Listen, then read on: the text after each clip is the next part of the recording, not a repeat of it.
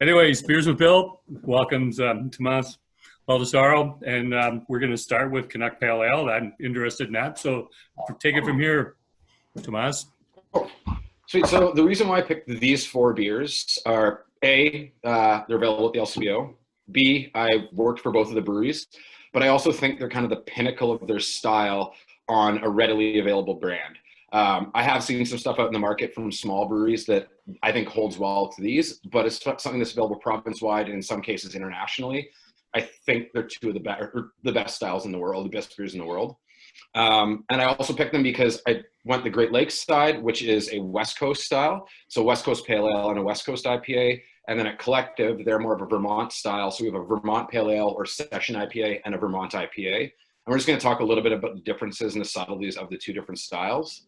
But so Canuck is arguably Great Lakes' flagship. When I was there, it was the beer that we sold by far the most of. Every year, the brand grew year over year. Price point certainly helped. But for me, I think it's basically the epitome of West Coast Pale Ale. It's got that nice little bit of a malt background, citrusy and bright, not overly bitter. And at 5.2%, it's pretty much the perfect all year round beer. It has over the years evolved a little bit. Mike Lackey, the brewmaster at Great Lakes, has constantly been tweaking it to improve it. But right now, I personally believe it's tasting the best it's ever tasted. It's always in my fridge, even though I don't work for Great Lakes anymore. But yeah, I think it's just a perfect beer for enjoying backyard, kitchen, shower, bathtub, you name it. Also, if you work at Great Lakes, it's always drank out of a can. Usually off the canning line before the lid goes on it, which I think Troy has tried. Yeah. So Katie, who started after you were employed at Kickoff, became a regular, she wants to know how you answer the fact that it's still too hoppy for her. For the next three then. Yeah, well, that's true. That's the way it's going to be. Yeah, comparatively to IPAs, I would say it's on the lighter side. It definitely is a hop forward pale ale. Very, very juicy. You do, because it's a West Coast, get a little bit more bitterness. I think when we move to the next beer, Hazy State, because it's a New England style, a little bit of the bitterness is muted and you get more of the kind of the juiciness and light body. So that one might be a better one for you. Yeah. Okay. So I just want to ask, you were there at its stellar growth period. What was it like when you were working for BrewDog? Every day was absolute chaos. You never knew what they were going to do as a company. They were growing at a rate I don't think has ever happened in the craft beer world before. I was under employee 100, and when I left, they were over 3,000 employees. They had one brewery and 2 bars when I started. When I left, they were up to 26 bars, 3 breweries, and now I think they have 6 breweries, a hotel, a weird airline. So you can just imagine a company that's doing all that. Every day is a surprise. But what I will say was, because in the UK, they were the very beginning of craft, it definitely drew some of the most talented people in the industry, and a lot of people internationally came over. And in turn, I made some of my best friends ever that I still stay in touch with, people that flew over for my wedding. But when I left, I was ready to leave. It went through some great growth. It went through some dark ages, lots of different management changes, and I think they've found their feet now. Yeah. Okay. You and I talked about that yesterday when we were chatting, that they did not have a blueprint to do what they did because no one had done it yet. No, I remember we were one day down in London for just a team meeting, and the company decided they were going to drive tanks through downtown London, shooting cans of beer out of them, not telling anybody. We didn't know anything about this, and it was just a giant PR stunt. They had parachutes with stuffed kittens dropped all over Glasgow. It was just the weirdest. You'd sometimes walk in there going, like, are we a brand or are we a brewery? But it was definitely entertaining.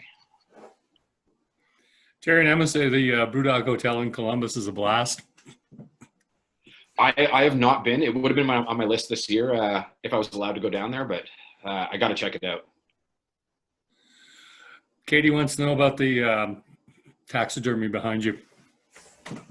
Uh, so I lived in Scotland for a couple years, and all of my favorite pubs and favorite rooms always had a deer head on the wall, and it just added a warmth to a room. So when I moved back to Canada, I decided I needed to get one for myself. I did not shoot it. I bought it off Kijiji from a weird man who lived in his mom's basement. He said that he was the one who stuffed it. He didn't seem like the kind of guy who had that capability. But now it resides with us and watches over the home. How did Dina take to that when you brought it in?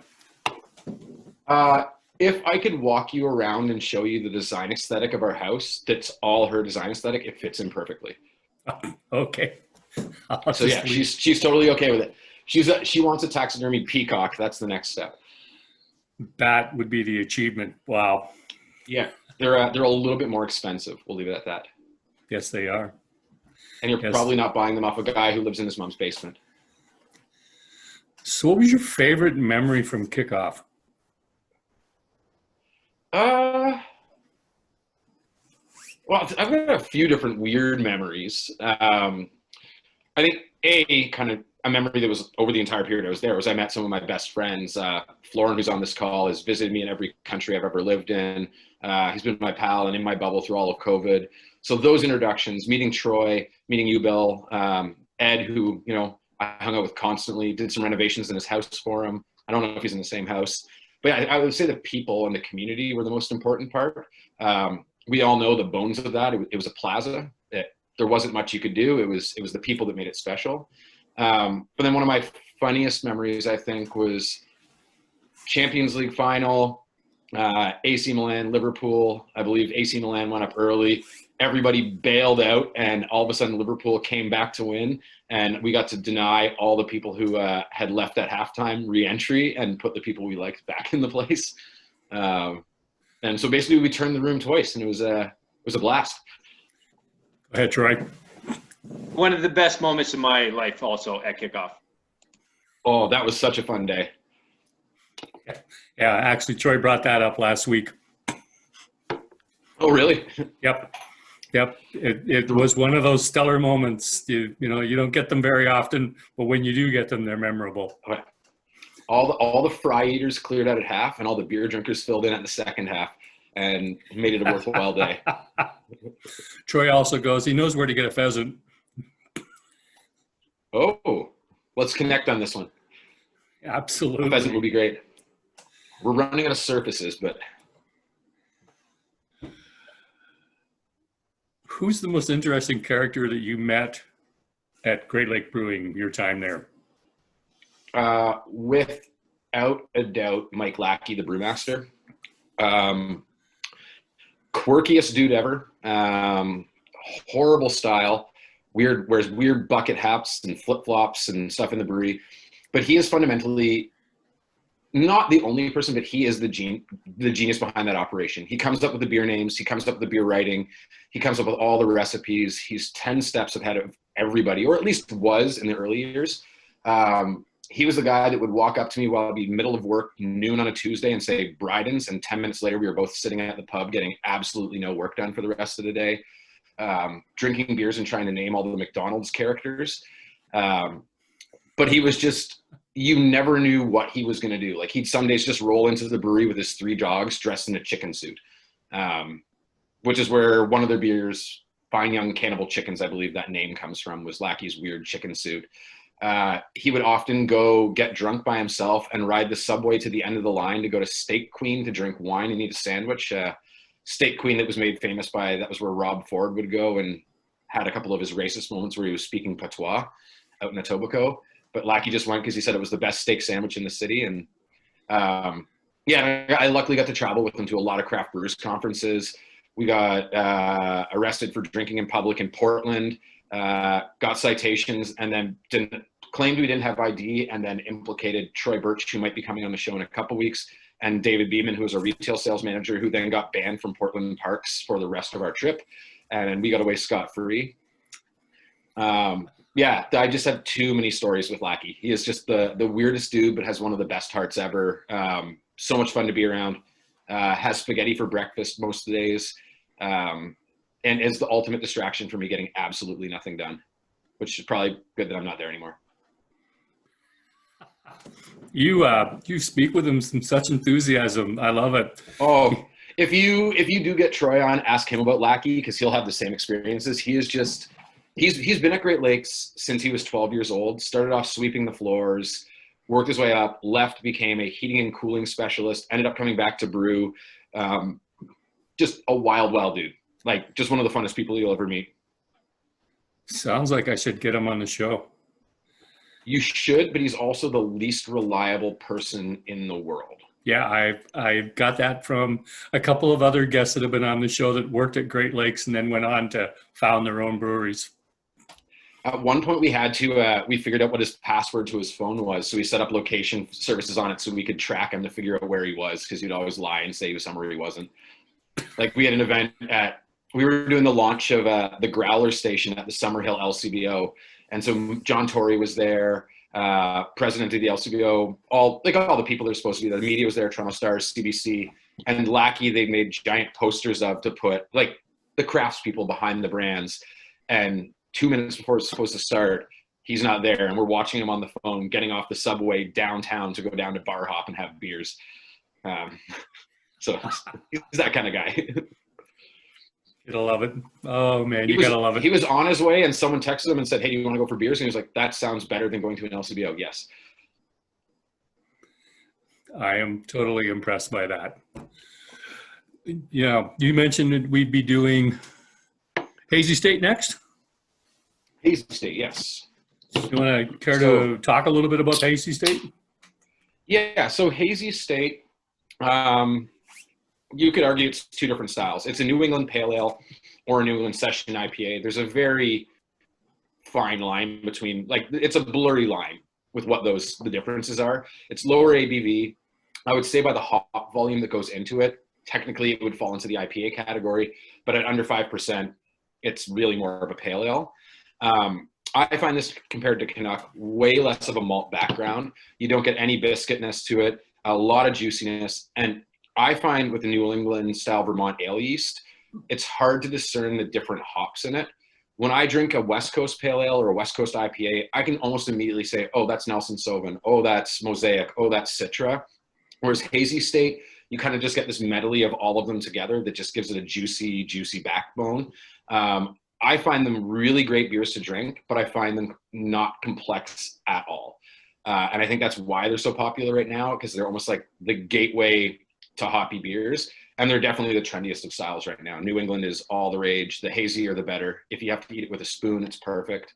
But yeah, so would be one of Collective's flagships in our top 4 at the LCBO, available year round. And it's my kind of go-to for Collective if I'm having a weekday beer because it stays under 5%.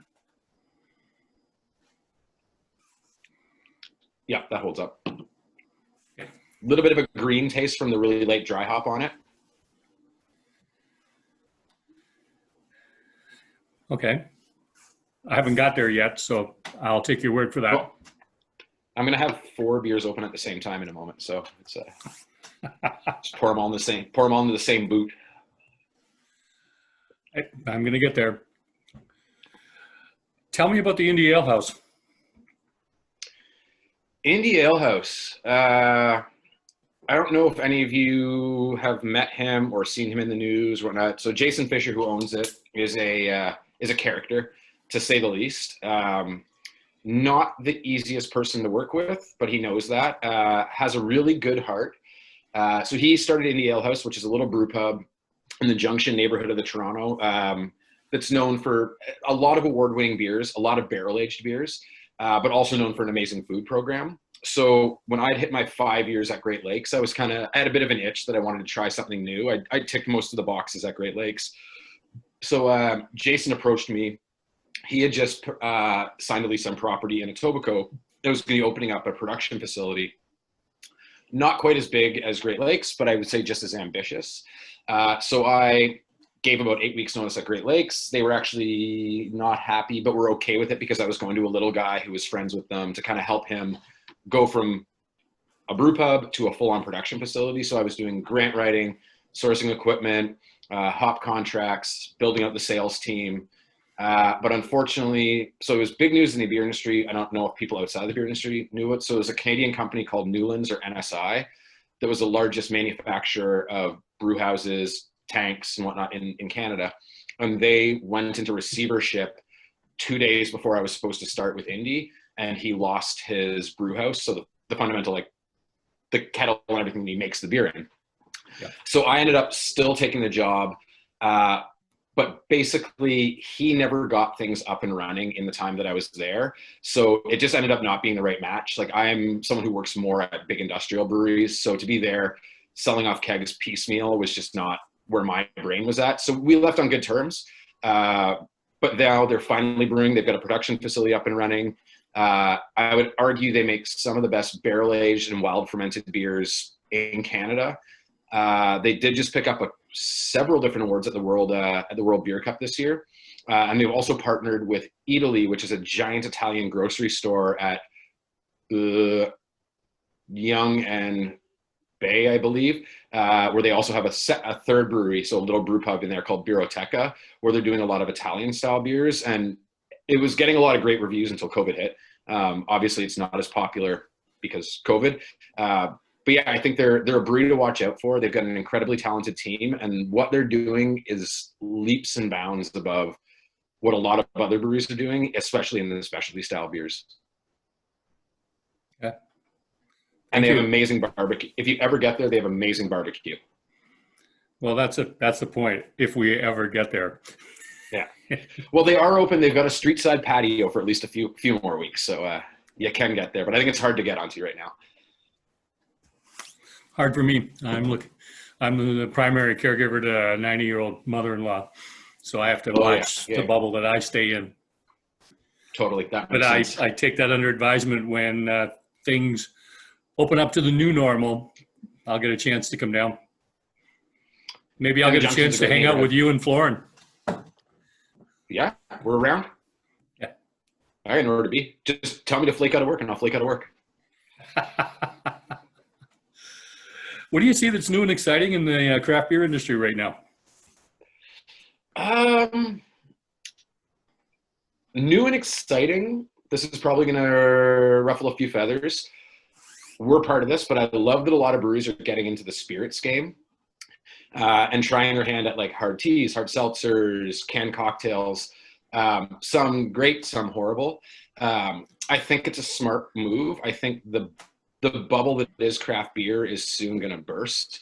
It kind of grew a little bit too rapidly, and I don't think it can support itself. So breweries that can pivot and do new and interesting things within the category but separate, I think are going to be very exciting. And I think I look forward to them, even though I don't consume a lot of them. I think a lot of the work that I'm seeing coming from like Renee Navarro, who's actually a very good pal of mine and who actually hired me at Great Lakes, seeing the shift in diversity in the workforce in the craft beer industry, I think is huge. I know for me going to Collective, it's incredibly exciting because all the people above me, with the exception of Matt and Bob, who founded the company, are either a person of color or a female.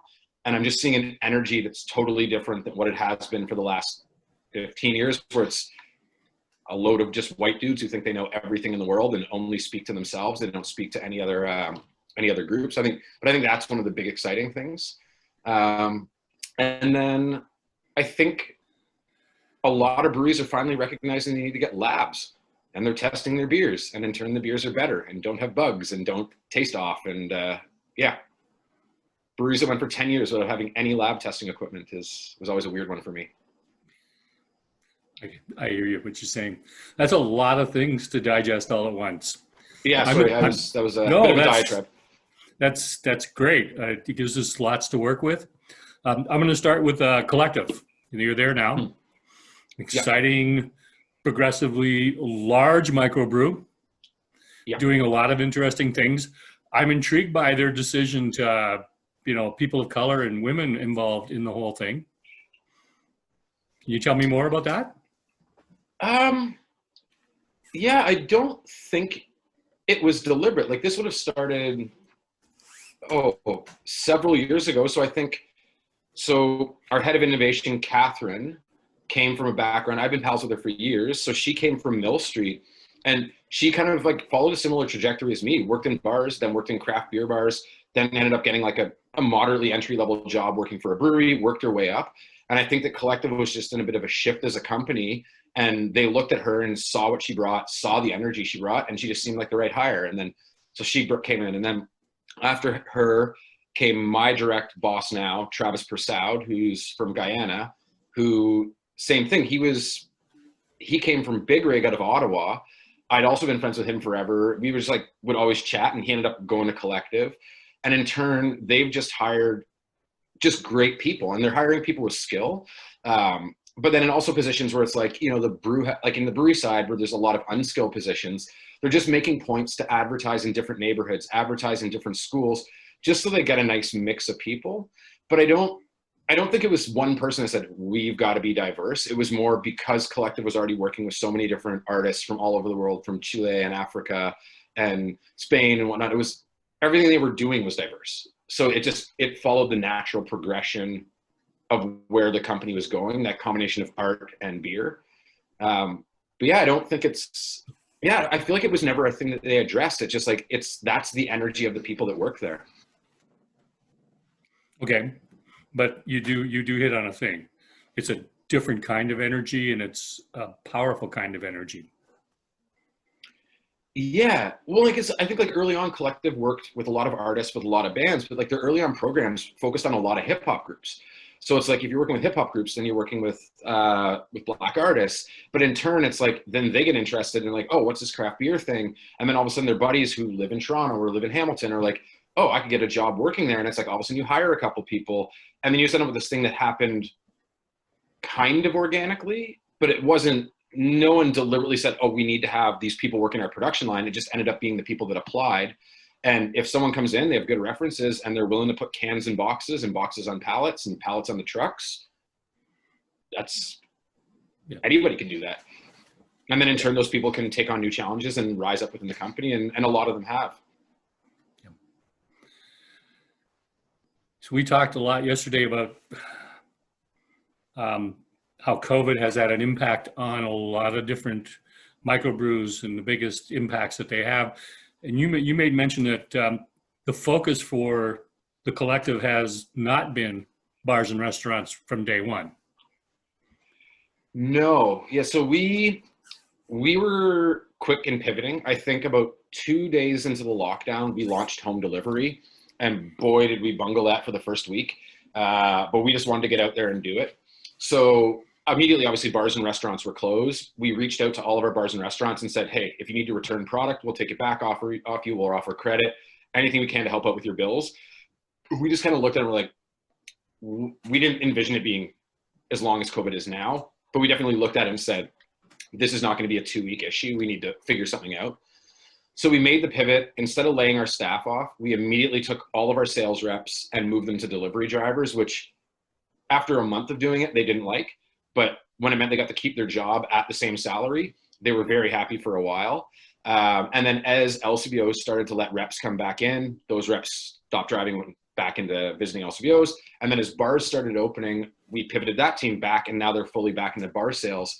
But what we found, so we're going into this year, we were, I'm going to bungle the numbers here, 70% of our total sales was retail, so LCBO grocery, and then negligible beer store. 5% was our personal retail store, and the remainder was on-premise or bars and restaurants. Now, because of home delivery and the loss in restaurant sales account to, it's either 5.2 or 5.6 of our total sales. So it's become this negligible amount, even though like the volumes are still at 75% of what they were last year, but home delivery has completely changed the way we function as a company. So we now have an entire division that's our home delivery team. We've hired, I believe, 70 people total that are either drivers, pick and pack, routing, people doing like bookkeeping on the back end. And it's, for us, realistically, in the next 2 to 3 years, that is going to be by far our biggest growth channel. And our look to bars and restaurants will be, we're only going to work with people who either do big volume or we like working with them and they care about product. We were in bed with so many bars all over the province that owed us so much money, or their credit cards are always bouncing, or if a rep would show up, but rip up the rep's head off for some stupid thing. And we basically said, if they make you feel uncomfortable, we don't want to deal with them. If they don't pay their bills consistently, we don't want to deal with them. So now restaurant for us, I feel, is almost just like a small marketing wing of like, we put beer in the right places, and in turn, the right people see it, and then they'll want to buy it at the LCBO or order it to their house. But we're not seeing it as a channel that we're looking to grow unless it grows naturally in the next couple of years. And you guys have got a huge export market. Yes. Yeah. 30 plus states, 20 countries. We have people on the ground in Asia, Australia, UK, Germany, and then we have an entire rep team down in the States. And then states, because their distribution system's different, it's agencies that represent us, and our sales reps are more just brand ambassadors, whereas up here our sales reps are actually the sales reps, like they make the transaction. But yeah, until I started with Collective, I had no idea how big Collective is, but we'd be the largest craft beverage company in Canada. Okay. And we have a brew pub opening in Toronto, and the retail store opens next week. And then the restaurant component, we're just kind of watching because who knows what's going to happen with COVID. And then we also have a brewery in Brooklyn that's a year delayed, but supposed to be opening this year as well. Oh, that's an intriguing expansion plan. Yeah, it's aggressive, but the team feels right for it, and they're putting the right people in place. And it kind of goes back to the Brewdog thing, where Brewdog just did everything and anything all at once, and no one knew what was going on. Collective, everyone's in the loop. There seems to be logical planning. They're hiring the right people at the right times. As the company grows too rapidly, they hire the right HR people that then help make sure people get onboarded properly, and we're not stretching people too thin. And I have a lot of faith that we're going to pull it off. I just noticed going up the stream that Troy had a question on kegs versus cans. Troy.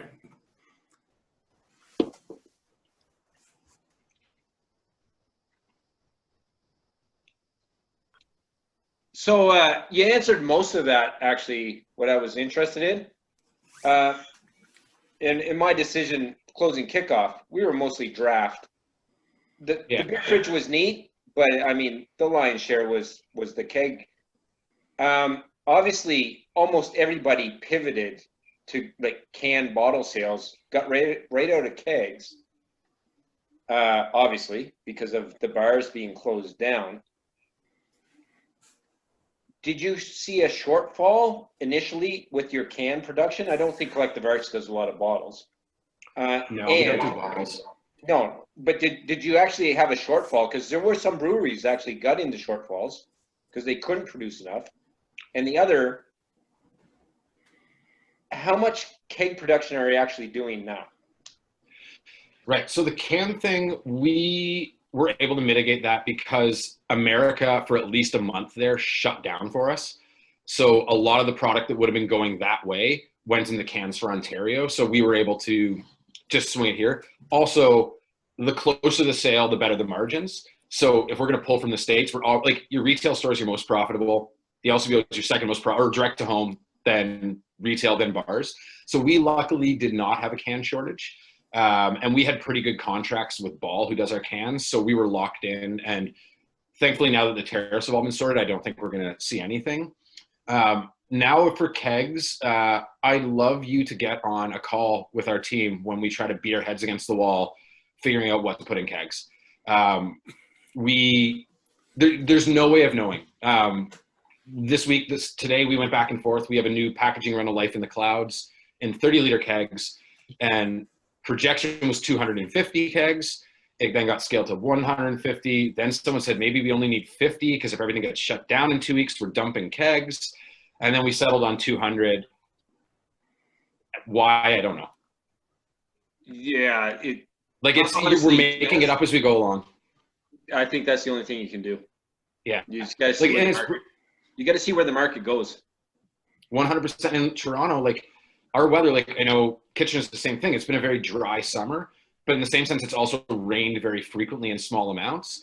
So a lot of bars would because they're only running patio service, would bring in a couple kegs. They're only going to blow through 2 kegs in a week. And then it would rain 3 days in a row. Nobody comes to their patio. You didn't sell any beer. And how do you can't plan for any of that. Yeah.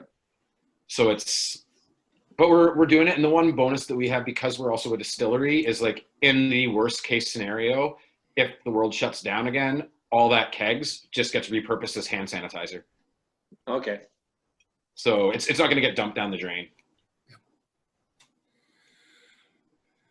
Okay. Ed wanted to know if you could convert kegs into growlers. Yeah, we're finding people are weird about it. It's funny. People have no qualms drinking from a pint glass that someone's held and put to a tap, but people don't seem to like growlers. Our retail store, I don't even think we're filling them anymore because they weren't selling. Yeah. Yeah, it is. People are weird that way. What's the third beer we're going to go to?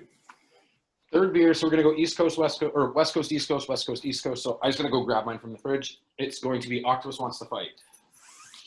Octopus Wants to Fight, okay.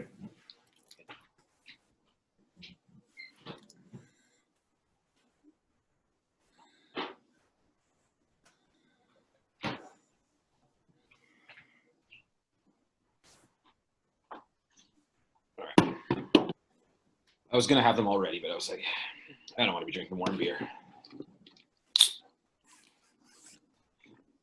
So, Octopus Wants to Fight. Up until, I don't know how this ever happened, Flying Monkeys released Juicy Ass to the LCBO, was the top selling IPA at the LCBO and had been since the day that Great Lakes launched it. A, because it's a great beer. B, because it's gimmicky as hell, which is part of Great Lakes mission statement, I believe, although they're probably not in writing. But so Octopus Wants to Fight is kind of like the big brother, big sister to Canuck. It has a similar hop profile, both focus on Citra, Simcoe, and Mosaic. So it's got that little bit of grapefruit. It's got a little bit of pininess, but not crazy on the pine, but with a nice balanced malt backbone. So going from Hazy State back to this one, I feel like you are going to get a little bit of breadiness, or I sometimes call it Cheerio, which is not a good, that makes it sound gross and not very drinkable. But it definitely is true to form for kind of the early West Coast IPAs coming out in like the early 2000s that were mainly coming out of the States. I think it was the first real readily available West Coast IPA in Canada was Octopus Wants to Fight, and then Red Racer from Central City Brewing out in BC, which used to be here in Ontario, but then all of a sudden so many Ontario breweries started making great West Coast that they pulled out of the market because they just couldn't compete. But I find this 6.2%, I believe, is kind of on the drinkable end of IPAs. I don't personally like going too much above 6.5 if I'm going to have more than one or two beers. I find it hides the alcohol quite well. It actually drinks quite similar to Canuck, even though it's a chunk heavier in ABV.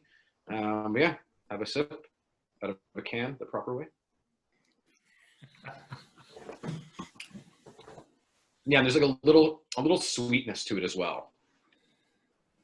And that would be the Mosaic coming through. That I love Mosaic. Lackey the brewmaster at Great Lakes says it tastes like motor oil.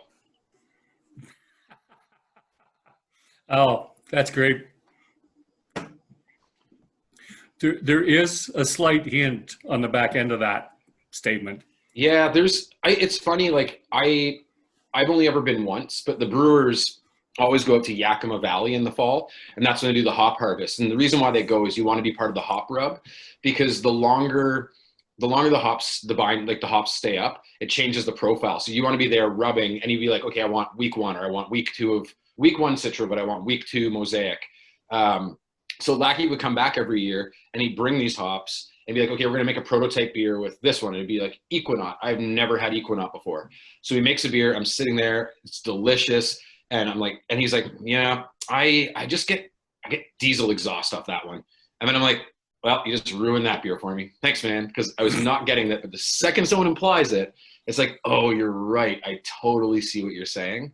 Yeah. Luckily enough, he hasn't ruined Octopus for me. I still enjoy this beer. And I'm sure he'll try to ruin it at some point for me, but what can I say? You're right. It's interesting when people say something, that's what'll come out. Oh, totally. Like, and I've gotten recently, well, pre-COVID, during COVID, not as much, like really into wine. And one of my friends who's a director at the LCBO that we would go out for wine dinners with, myself and Dina and him and his partner. And we'd always go to this French restaurant called Le Select, and we would do, he knew someone there, so we could do BYOB with no corkage fee, as long as we let a couple staff members try all the wines we bought. And the deal was every bottle of wine we brought had to be $50 plus, because in a restaurant, that $50 bottle of wine would be the $200 bottle of wine that we couldn't afford. So we'd open it, we'd all share it. And like, I'd start telling him what I think, and he'd be like, well, what about this? What about that? And I'd be like, oh, damn, you're right. That is raisins. Oh, that is blackberry. Oh, I'm getting cinnamon. But like, I wasn't getting it, but the second he got it, you can't shake it. It's just there. And I love it when it's like a desirable attribute. I hate it when I'm enjoying someone until someone tells me, oh, like I'm totally getting cat pee on that. I'm like, oh, great, thanks. Pour that down the drain. I can see Emma laughing over there. Oh, we had a beer at Great Lakes once that Lackey nicknamed Baby Vomit Supreme and ruined it for everybody. Oh, wow. So tell me, who's your favorite micro right now? Favorite micro? It's a mixed bag. For like on the smaller side, I think in Toronto, I think Halo's doing some amazing stuff. Their IPA shapeshifter is fantastic. I think Bim, who at Godspeed has, by traditional style beers, I think he is knocking things out of the park. But he sticks very much to like traditional styles like Dortmunders, Hellas's, things like that. And I don't think anybody's touching what he's doing. I think in a weird way, I'm really excited by what Rob's doing at Shortfinger. I think he's making some really, really interesting beers that no one else is really doing what he's doing. Some of his stuff with fermentation inside, like gin barrels and tequila, like it's cool. And he makes beers that I think I don't want to drink, and then I find them quite drinkable. Yeah, that's very true. Rob is doing an excellent job. And I've got to go. I've brewed a few beers with him, and I know you've brewed some beers with him. And he's a total cowboy in the way that he brews. Like, you never know what you're getting into when you go to Shortfinger. He's tightened that up just a little bit. Not a lot, but he has tightened it up a little bit. So I actually, before COVID happened, was going in occasionally and just giving him a hand in brewing regular stuff, like his regular lines. Yeah. And there's a couple now that actually have recipes. Excellent. I've known Rob for years. He also used to work at Great Lakes. Yes. And myself and him used to homebrew in his backyard all the time. And a funny story about Rob, I think I'm part of the reason he has Shortfinger, because I got him fired from Great Lakes. And I think had I not got him fired, he probably would have still been in the beer industry working for somebody. But getting fired puts a different fire under you. Okay. That's not the way he told the story, but all right. I got hired to his department. I increased his sales by 300% in the first 3 weeks. And the owner came and said, what the hell have you been doing? And it turned out Rob had just been going snowboarding instead of selling beer. Well, things like that happen. Yeah. But we stay good friends. Yeah. I missed a question from Chirag, and we did sort of cover it off. But he's curious about the Toronto Collective Arts location. He wants to know what's the end goal is for them moving to Toronto. The end goal, it's multiple things. Collective has wanted to have a brew pub in Toronto since I think day one, but Toronto real estate is incredibly hard to find in a building that doesn't have a demolition clause on it. So, you know, it's one thing to open up a bar knowing that in 10 years you're going to get booted because the condo's getting put there, but the infrastructure behind building a brewery, you can't do it. So their only other option was basically to build something in the bottom of a new build condo. And they were just like, no, that's not who we are. So it was just waiting. The 6 came up for sale, and I think it was pretty much a crime of opportunity. But the other reason is so much of our sales and a lot of our artistic side happens in Toronto anyways. So it just made sense to have a home base for it here. So the brewery's going to have an art gallery in it. It's going to have a performance space. It's going to have 2, not Airbnbs, but like kind of like brewery Airbnbs upstairs that artists can stay in. And I think really it's at the end of the day, like Hamilton's a great place to have a brewery because it's still inexpensive. The art and culture is still happening in Toronto. Like this is, well, was, I don't know what's happening anymore, but. And I think that was the same with Brooklyn. Like Brooklyn was just a place where like they're excited by what's happening there. And if you're going to try to not infiltrate a community because that makes it seem bad, it's better to be a part of the community than the outsider trying to come in. Okay. And it means I get an office if I want one, as opposed to my home office. There's always that does not have. Yeah, my home office doesn't have 20 tabs. That might be a good thing. It's definitely a good thing. I used to have a draft unit. I had to get rid of it. Yeah. Derek wants to know which beer was the Baby Vomit Supreme. Baby Vomit Supreme was a lambic that was it was a collaboration between Great Lakes, Indie Ale House, Amsterdam, Collective Arts. There's one other one that was brewed in a cool ship. So it, wow, this is like a long story to get there. Cool ship. It was spontaneously fermented beer that was brewed at West Ave in their orchard using the natural yeast that were in the air, and then transferred to barrels. Each of the barrels went to different breweries, and it sat in. So some of it went to tequila barrels, some of it went to Cab Franc barrels, and some of it went to gin barrels, and then they were blended together.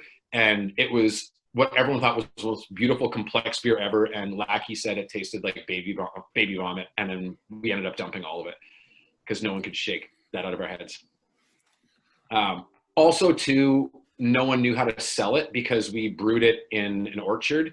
So it wasn't really brewed under anyone's manufacturing license. So it was a bit of a gray area also because it wouldn't have worked with anyone's excise because the government's very diligent on your water usage. Yes, they are. Although that sounds like a really intriguing, complex set of flavors. It was intense. It was really, really fun. We went through and tasted all the barrels. So I think at Great Lakes, we had 20 barrels. And the tequila barrels were fantastic. Like it was an añejo, I think, like a white tequila. The flavors it imparted were so cool. Would be with an añejo and sitting in that barrel, that would have been quite an intriguing complex. I think there may be some sneaky barrels still sitting somewhere, but I cannot confirm that. That's great. I've not had a chance to meet Dina. Tell me about her. So my wife is crazy cool. Dina, I'm a weird one. I weirdly met Dina on Tinder. I split up with my last partner, moved back to Canada, and when you hit a certain age, it's very hard to meet people that are not in your friend group, and I knew that I did not want to date someone in my friend group. So Dina started dating me because I had a cute dog in my profile picture on Tinder. I'm pretty sure that's the only reason she started dating me. But yeah, so Dina works in the music industry. She's the label manager for Royal Mountain Records, which would be one of Canada's premier indie labels with bands like Pup, Always, Mac DeMarco, that kind of stuff. She also owns her own management company and manages, I think, a roster of 6 bands now. She just finished consulting on a project to open a record label for Aurora Cannabis. And now she's consulting label director for another record label that deals with a lot of hip hop acts. So she travels a mile a minute, is way smarter than I am, a lot cooler, does more fun things, and hates the world right now because in a normal year, she would be in LA 10 times, New York 10 times, London back and forth, and being stuck in an office at our house is not ideal for her. But yeah, she's intense. Like it's in a good way, and also super fun and chill, and yeah. I'm looking forward to that opportunity to meet her sometime. Yeah. Sounds like a very special person. Yeah, she doesn't give a shit about craft beer either. Is she a wine drinker? She likes wine, margaritas, tequila sodas, Oh, a tequila rosé. girl. Big tequila girl, yeah, and likes good tequila.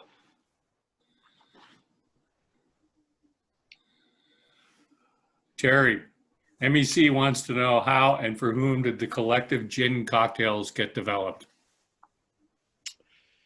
So they got developed by Ryan Morrow, our brewmaster, Catherine Opisato, who's our head of key projects and innovation, with some support from the other brew teams. Fundamentally, we knew the cocktails were coming because we were already making the gin to make gin cocktails. It's if you look at the market, so we are the biggest craft beer seller at the LCBO for the last year and a half. White Claw in a week sells more than we sell in a year.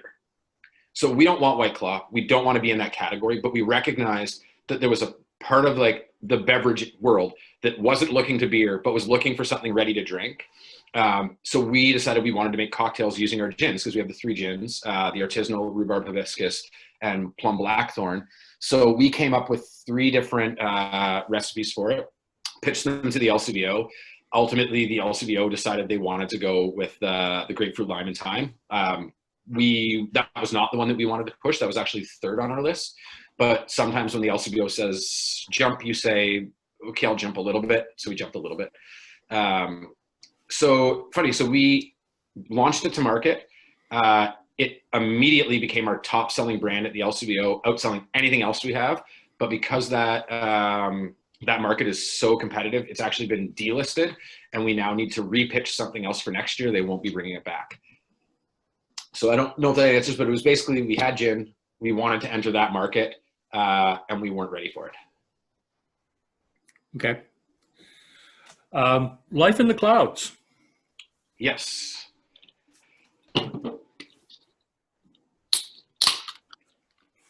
So this would be Collective's.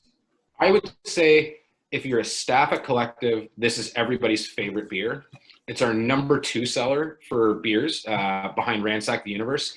I didn't pick Ransack the Universe because that fits more into the same category as Octopus Wants to Fight as a West Coast IPA. So Life in the Clouds, big, juicy. That's big and juicy. It's hazy state on roids. Lighter body than Octopus has because of the New England style ale, like the Vermont style ale yeast. It's also dry hopped in a slightly different manner. It's hopped during fermentation and then re-dry hopped. So it would probably have total double the amount of hops that Octopus Wants to Fight would have. But in turn, they're also a little bit muted because they're put in initially hot.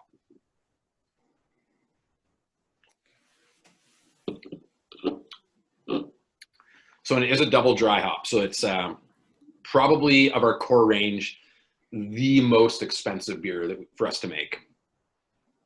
Because hops are by far the most expensive ingredient that goes into beer. That's for sure. That's for sure. So Tomas, if you could go back in time, Yeah. what would you tell your younger self? What piece of advice would you give your younger self?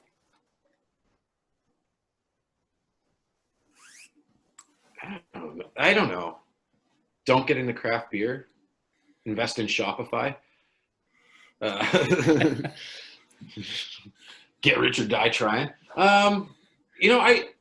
Advice-wise, I think it wouldn't have necessarily been advice, but I think in my early life, because I not lived in the shadow, but because what I did was kind of subsidiary to what my partner was doing, I got to experience a load of amazing things, but I also never really moved forward in anything because every time I started to like put roots down, it's like, and you're moving across the ocean again. Be more just respect yourself. Like if you've got something you're passionate about, try to find a middle ground. Because I found that the second I was given some space, I've been able to do some what I feel are amazing things that I'm very proud of. But all it took was me being able to go like, yeah, I can commit to that and I can say yes. I spent a lot of my life not committing to anything because it'd be like, well, if I commit to that, in 2 years, I'm probably going to move again. So why bother? Okay. But that'd be, yeah, that's my thing. Drink more beer, drink less beer. Those are kind of opposites there. I don't know. I don't know which one I should go with. I enjoy one, but the other one's healthier. So Florin Choose a says you different should soccer choose a team. different soccer team. Yeah. all right, can you can just delete him off this. I see enough of him anyways. Okay. Yeah. And my last question for you tonight, because you'll be done with me then. What would you like everybody to take away from our chat today? I don't think anyone needs to take this away, because I think that the fact that we're having this chat, it's already there. It's like Kickoff is a community that goes way past the walls of that room. And the fact that all these people are on this call is kind of testament to that. And like, support your local pubs. Like, that's where you meet some of the best friends of your life. And yeah, that's always chat to strangers at the bar. That can be creepily dangerous too. Well, right now you're not supposed to. So that's horrible advice. Don't listen to me. But when we can, chat to the strangers at the bar, and you'll meet some friends, you'll learn some things, and forces you to think outside of your own little world. Yep. Chirag, I'm going to get to yours in a second. Terry and Emma, your favorite bar in KW, in Toronto, in the USA. Favorite bar in KW would be two bars. It would have been Kickoff and Jane Bond. And they were just my two communities, and they were two separate communities, but no matter what if I went into one, there were going to be friends sitting there. Toronto favorite bar is a shitty dive bar in Parkdale called the Mez. In a weird way, it reminded me a lot of Kickoff, where like more people came alone than came in groups sometimes, where you just like, you knew everybody there.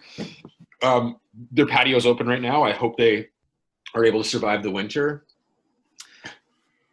Favorite bar in the US? Probably Rathbones in New York. Okay. I'm game No, on that. Why was it your an inside joke favorite? with myself and Troy.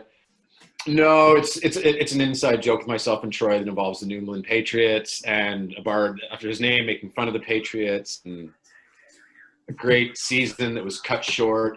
No, my favorite. I don't have a favorite bar in the States. I think the States is one of the best places in the world to explore bars. It's rare that I go back to the same places, just because I'm always in big cities where there's so many cool things. Yeah,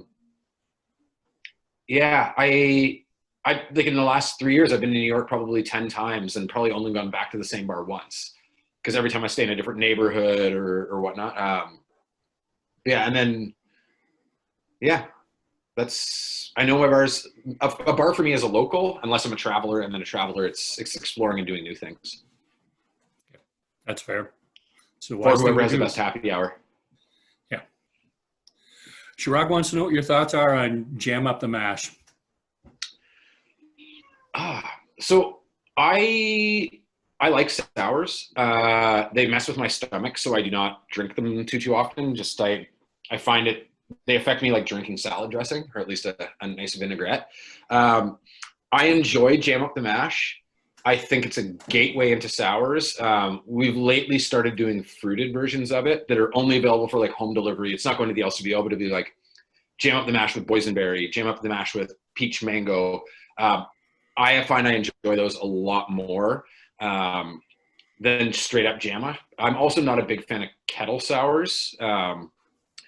But that said, as someone who runs a very large, robust sales team, and I see how much Jam Up sells for us, and then I look at its ratings on Rate Beer and things like that, obviously it is hitting the market and people are really enjoying it. It's our number 2 beer week in, week out. And I think the most consistently available dry hopped sour on the market. But I don't get big dry hop on it. It doesn't tick the boxes for me. But I think that's just because that style is not my style. Derek wants to know what your favorite beer city is.